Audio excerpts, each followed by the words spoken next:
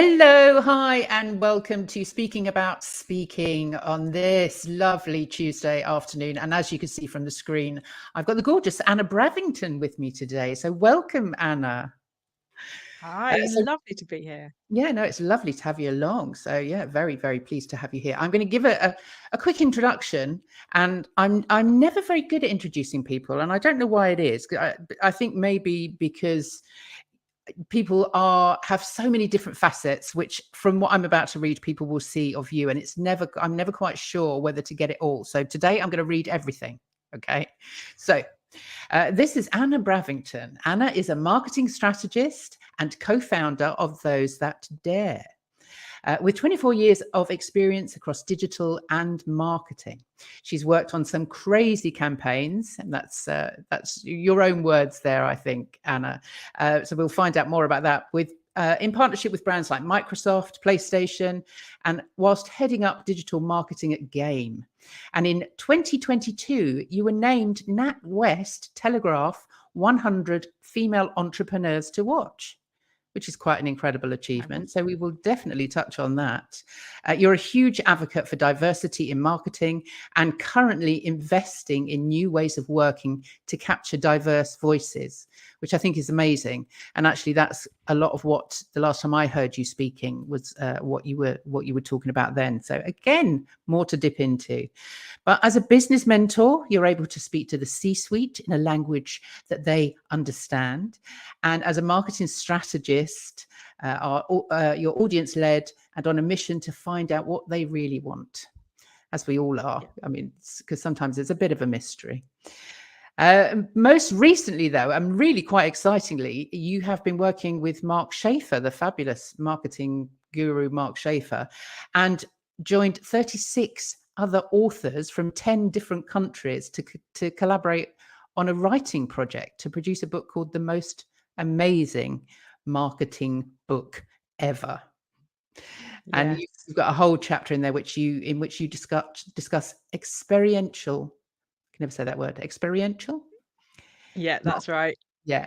But also, Anna, if that wasn't enough, you are a speaker, and you've presented at Brighton SEO. And the last time I saw you was at the You Are the Media Creator Day. And through the You Are the Media community is where we initially met. So yeah, multifaceted and so many things in there. Is it any wonder that I have a trouble introducing people? So where shall we start? Let's start with the marketing stuff, because that's what's at your heart. So tell us a little bit about how you got into marketing and how that sort of led into what you're doing now. I feel like I got into marketing a bit like a lot of people that got into marketing. It was by accident. So it's I did a degree in computing because everyone said, "Oh, you're really good with computers. Let's do computers." And so I did a degree in computing, and most of us went off to sort of be programmers and sort of similar roles. And it was all right. I enjoyed programming, but it wasn't really me. So I was working in digital agencies at the time, and there was time I started going out and seeing clients more and doing a bit of project management and then sort of account management.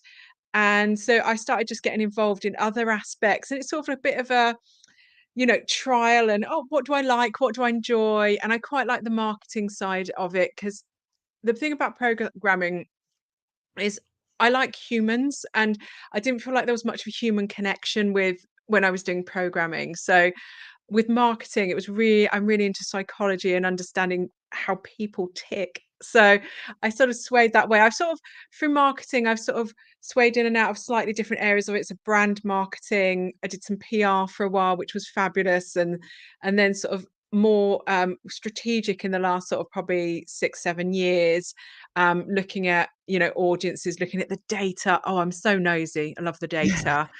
So rooting around, right, what's going on in this business, and what do the audience want? So yeah, it was kind of just like a sort of flow into it. And I think you find a lot of people in marketing tend to have gone that way, where they sort of gravitated towards it as it's really interesting to do.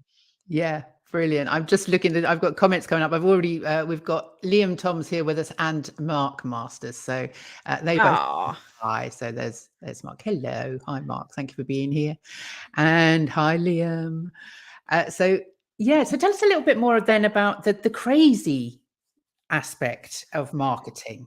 You know, you said you've done a couple of crazy projects, and obviously game was a big space for you at that point. I can imagine that's quite experiential again, it's that word. But you know, tell us a little bit about that experiential side of marketing. so I really, the thing that I go in, and I find that people either love me or hate me in marketing because I push people out of their comfort zones. So that's where I tend to sit. I try and make people do something that's a little bit braver, but with reason. I'm very much about measurement and understanding why we're doing something. And so when I work on some of these crazy campaigns, there's a reason behind them. They're not just for show. There's so you gave the example of game. So when I was there, we started with just sort of when I joined game, it was primarily paid marketing. It was very much like paid is really easy to look at and say, all right, that money's gone in, that money's gone out, someone bought something, but it's quite low return on investment. And for a lot of businesses, particularly sort of retail ones, which are low margins, it can be not great return on investment at all. So I was like, I looked at the audience, I looked at gaming, and it was very community led. So we said, well, let's get the community involved in our campaigns. Let's have some fun. And so we looked at ways we could measure them and really engage people. So we did one which we initially was I started off with was Christmas Tinner, which is a gelatinous Christmas dinner in a tin, and that was our Chester one to sort of try digital PR and SEO out and these different channels. It was really fun. It got everywhere onto the Colbert Show in America, but it was great. It brought in a lot of SEO traffic into our site, and we started generating the other leads, rather than the paid leads. I've just got to, you know, let's go back on that a little bit. Gelatinous Christmas dinner in a tin. What? Yes. How? What? And was that for game? Yeah, so it was actually a revisiting of a campaign. So they did it about 5 years before I got there, and it was initially just a PR stunt. They did this. It was everything in a Christmas dinner. So it was the starter, the main, and dessert in a tin, like sort of with jelly around it. And they did some sample ones. They actually sold them in shops, but it was for charity, and there was just I think it was just beans inside them in the actual shop. And the problem is where there was no SEO value from it, and every year it kept coming back in the search results. Everyone was sharing it every year, and we were getting no value from that at all. There was no SEO, there was no backlinks to us. So the idea is when we revisited the campaign, Greg's and everyone was doing a veggie and vegan version of their sausage rolls and everything. So we did this veggie and vegan version of the Christmas dinner to, because we're modern and we wanted to keep up with the times. And so we did that. We had a PR agency that made one for us and taste tested it. There's a video of them taste testing it, poor things. And then we specifically did a landing page on the site to get backlinks. And so then we got a really good SEO value from all of the coverage we got, which was brilliant. And it brought in, we were having some trouble with some new pages on the site that weren't ranking in Google. So we linked this page through to those. The SEO flowed through. It bumped our pages up. This is the thing with a lot of these fun and crazy campaigns. You can be quite strategic with how you get the metrics from them. So we could say, this gaming chair page that we wanted to grow, we're now seeing that it's, has 400 search terms now instead of 2, and we're getting this amount of traffic to it, which we didn't have before. So with these sort of fun campaigns, you can actually have some serious metrics, and you can give content, stuff that the C-suite, the CFO, the CEO can understand, rather than, I mean, don't get me wrong, every CEO likes to be on the Colbert Show and things like that, but you can actually give some physical metrics saying, look, this is what the traffic's driven, this is how it's worked. So the campaigns, even though they've been sort of really fun, there are some serious sides to them too. And we did one with Microsoft, which was the next big influencer, and that was a really good fun one because we got people to submit. So in my book, in the chapter, I talk about user generated content in the most amazing marketing book ever, because part of Experiential is user generated content. So we did a campaign with Microsoft, which was the next big influencer. And it was a bit like X Factor for gamers. And people submitted their videos, so user generated content, and said why they wanted to be the next, our next biggest influencer.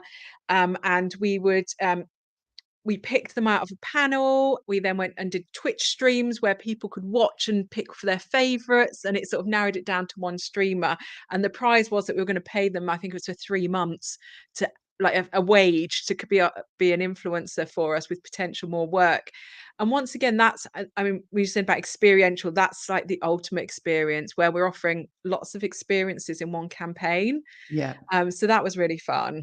Yeah, I mean, and it all kind of comes back to that community vibe, doesn't it? And you know, talking of Yeah. Mark Schaefer and Mark Masters in the room, it's all about community. And actually, what I've learned from being a founder of a business, a small business owner, in the last sort of 3 years that I've been in this incarnation, it is about community, and it's not about direct selling, which always frightened the bejeebus out of me, just to the thought of you know, cold calling or doing anything like that. But I've just found that being part of a community and being part of those experiences with other people is a fantastic way to build the trust between you and your audience. Absolutely. Yeah. Absolutely. I mean, I get most of my work from my communities that I'm part of. You know, No, quite that's right. where I get them, because we get to know each other. And most of the services that I buy from people, like I was mentioned earlier, Trisha Lewis, and from our community, and you from our community where I come to your speaker club. Most of the people that I get for advice or pay for their services are through my communities, because it's that trust level, like you said, that you build Yeah. up. Yeah, absolutely. You can't beat it. You can't. Yeah, absolutely. So moving on to sort of speaking, because I could have got buried in the whole CEO thing and SEO thing and wondered how that works, but we won't go there. We won't go there. I think it's the backlinks and the words that you use. I'm beginning to find that out. But let's move on to the speaking, because tell me, does it obviously the speaking has come out of your passion for the marketing. Would that be true? Yeah, yeah, it did. I mean, I kind of fell into it, really. I was a member of a little networking group over in Colchester in Essex, and they didn't have many people speakers, so there was only about, I think, 12 or so of us that went, and so we kind of took it in turns to speak and talk about our different job topics. And so I just sort of fell into it that way. And I really like teaching. So as you mentioned, I was a business mentor, sort of one-to-one, and I love that. And this was just sort of a one-to-many teaching. That's what I told myself to get over the nerves. um, but I then started, I took over that group, and then sometimes when we couldn't get enough speakers, I would just fill in. So I just got a little bit of experience, but then had a huge gap for quite a while and didn't speak very often, just maybe once or twice over the next few years. And then I I joined a company where we were doing retail integration, and we started putting on our own events. And once again, I did a couple of speaking slots there, and then someone met me and was like, "Oh, come over. I know you talk about AI," because I was really interested in AI. And this was about 6 years ago, I think. And so I went to some AI talks and sort of talked there. And then once again, I had a little bit of a break, and then I joined Game, and people love in-house people speaking, because if you're a big or exciting brand, it attracts people to your event. So as I was at Game, some more opportunities came up, but a lot of Game was over COVID, so I ended up doing these online talks for like the future of brands, which doesn't feel like a big talk. It feels like you're talking like I'm talking to you now on a Zoom or a StreamYard, and so that was cheating, I think. So you felt like cheating, did it? You're I- still in the spotlight though, and there's still ears on you and eyes. You So are. You can pretend that you're not. And all of those, most of those were interviews as well. So it wasn't like getting up, presenting a deck. It was a panel or an interview. And then so this year is when it really has started ramping up. I thought, I'm going to really push out my comfort zone. Um, and I applied for a few places at the end of last year, sort of speaking slots, Brighton SEO, Digital Circus, Live. I'm just trying to think. There was a couple of others as well, and then sort of people said, "Oh yeah, yeah, come and speak," and I was like, "Really, me?" Yeah. And so it's been really interesting, sort of ramping it up and trying to do it a bit more methodically and seriously, yes. because it's hard when I'm naturally introverted, and it's really hard when you're thinking I should be doing this, but actually your brain's like, I don't want to do it. Oh, well, how do you get over that then? I mean, why would you put yourself through it? Are you promoting your business through speaking? Have you found that you are getting more business because you are putting yourself in front of different audiences? Yeah, definitely more inquiries coming in and some more business. And it's been both when I've done it virtually, because I've done a couple in communities as well, virtually, talked and on at events as well. And um, it's I think the thing is, I feel like I need to put my money where my mouth is, because my business is those that dare. I make people be brave, and therefore I should really be brave. And I always tell them that, to stand out in a crowded market, you need to do something different. And not everyone's speaking, not everyone's writing a book, not everyone's got a podcast. Try and do that as things that make you stand out a little bit more. So that's why I started my podcast. That's why I've started speaking. That's why I wrote the book with Mark Schaefer, because actually not everyone has done that, and it makes you stand out a little bit more. Yeah. So it's interesting that someone said the other day that some big conferences won't have you as a speaker unless you've written a book. So that's an interesting one too. Yeah. So some Oh of the huge dear. ones. I better get writing. Um, so, just in terms of, oh, I forgot I was going. You threw me there, thinking, oh my god, I got to write a book. What what advice would you give then to an introvert, to somebody that actually is quite shy but knows that they need to sort of get out there and promote themselves? What would your advice to them be? I started in quite friendly environments and small environments. So that group that I was part of, I knew them all. It felt quite safe. It wasn't being recorded. I feel like you have to start and test the waters. So Brighton SEO this year was a big one for you. That was a major conference. There was a lot of PR around it. It was huge. It was a big audience. It was recorded, everything. I would say do not start with something like that. I was just about ready for it. And I've done, a fair few bits of speaking over the years, but I would start something small. If there's a community like we have the You Are the Media community that Mark Masters, who's commenting, it runs, and um, find somewhere safe that that you can get constructive feedback, that people aren't going to be too scary. There's people in the room that have asked you to be there, and so you feel welcome, because that way it's easier. Like the You Are the Media conference, although I was so nervous about speaking there because I knew everyone, didn't want to let them down.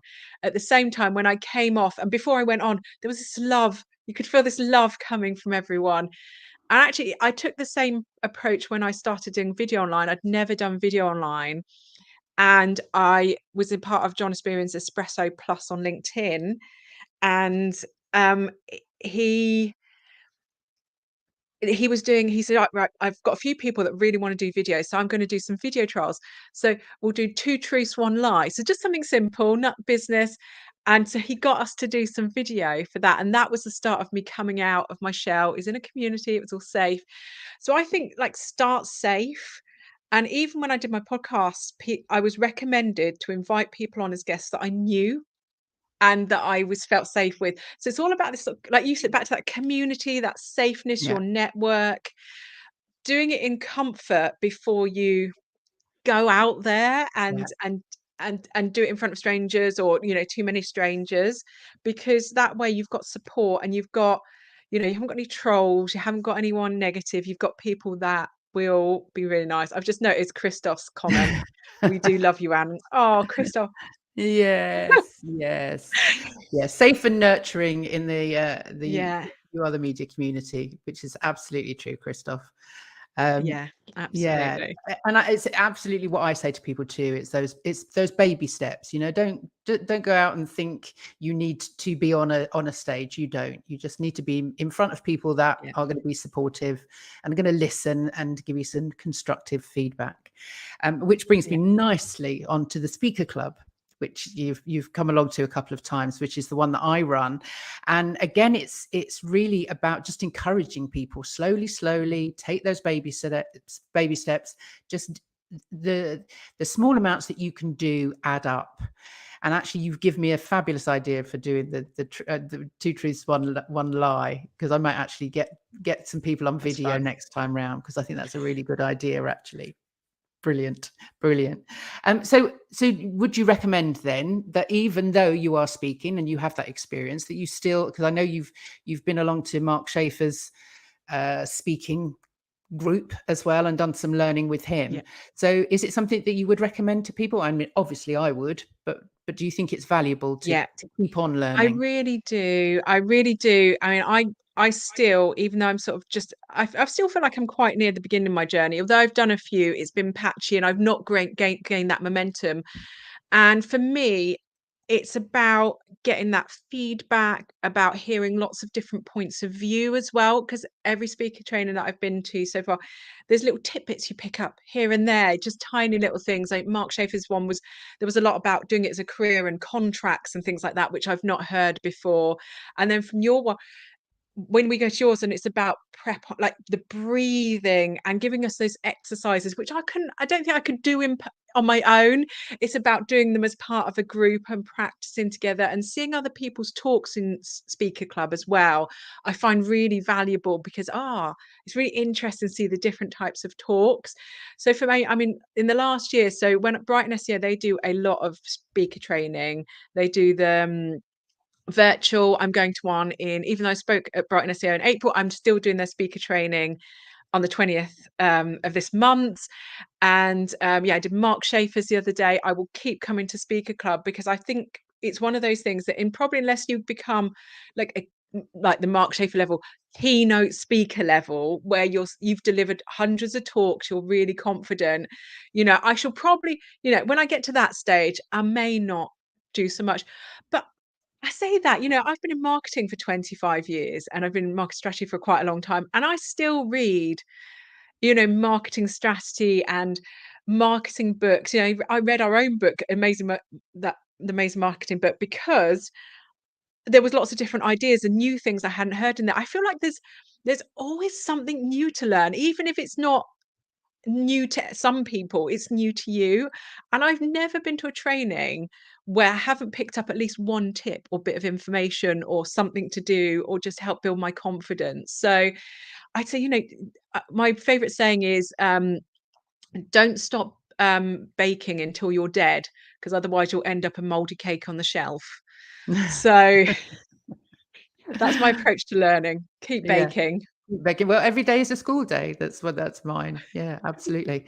Christoph's added here, Speaker Club is a great space to practice and get fab feedback from Mm, everyone who attends. Having critical friends is so important. yeah, Yeah, I think absolutely.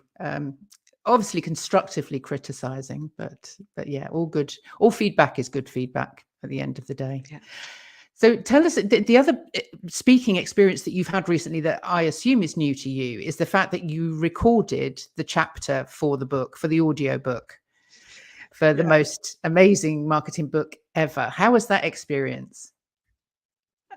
Daunting. So a lot of people did their chapter at home, and I just couldn't get myself. I was so nervous on doing it, because this is going on Audible. It's a big thing. It needs to be right.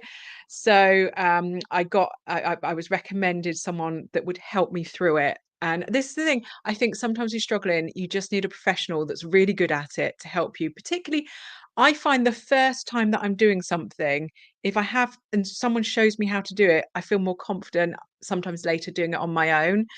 So it was interesting.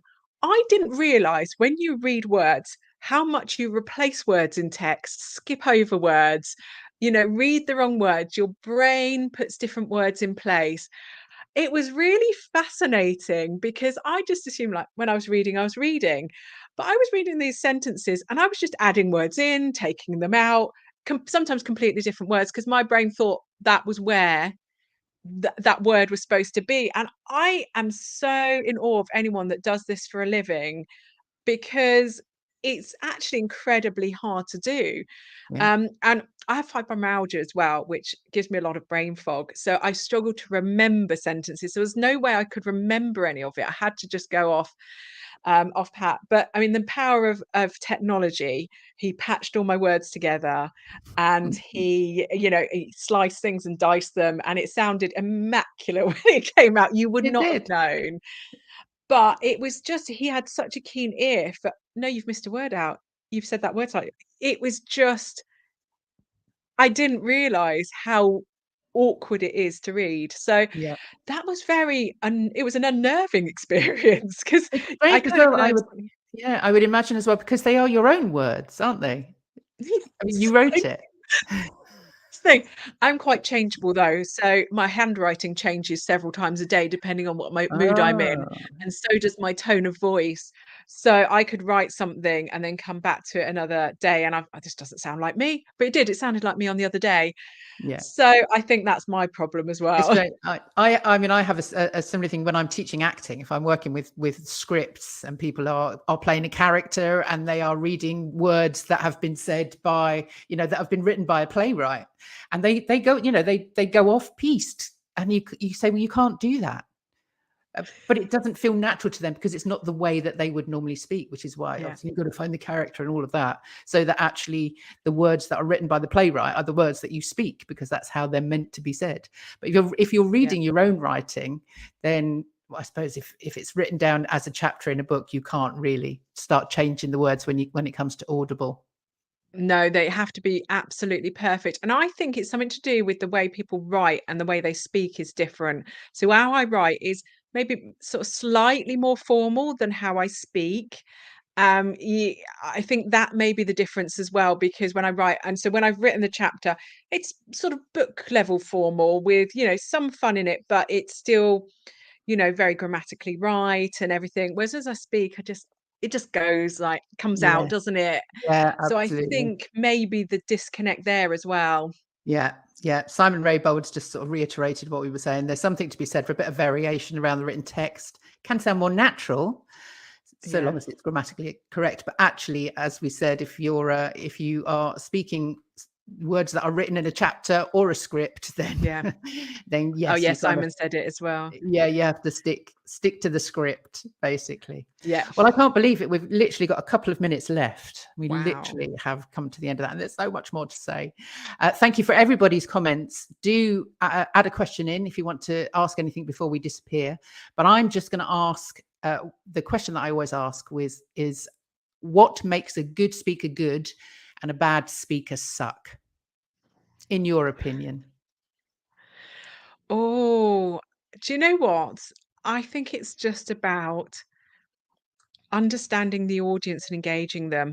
Actually, don't think it's about formality as such. I think it's about, have you written a topic that is interesting to them, and are you presenting it in a way that's interesting?